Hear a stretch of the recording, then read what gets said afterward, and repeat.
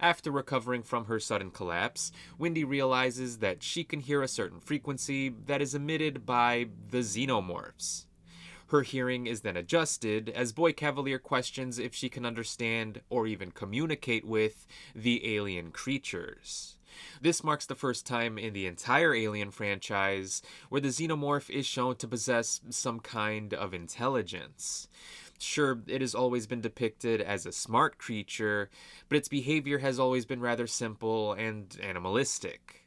Revealing that it also has the ability to communicate through language fundamentally changes our perception of the alien. I don't know what kind of consequences this reveal will have on the future of the franchise, but I definitely want to see how it'll affect the story being told here. Will the xenomorphs be able to communicate with Wendy? Will Wendy be able to speak back to them? Will she be able to control them? I don't know. But for the first time in a long time, I think this episode was able to do something interesting with alien lore. And given how this is a nearly 50-year-old franchise, I think that's a pretty impressive accomplishment.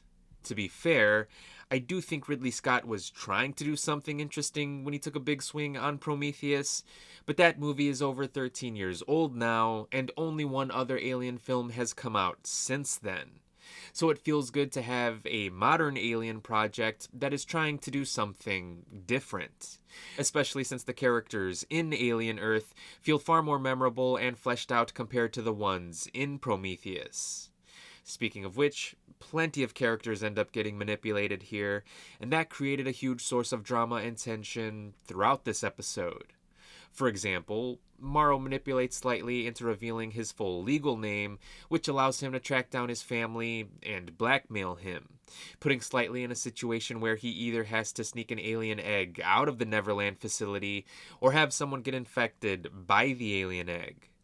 Either option is pretty bad, but I definitely want to see which direction that storyline is going to head in, especially since the octopus-like alien, which kills and parasitically controls a sheep in this episode, is also revealed to be highly intelligent.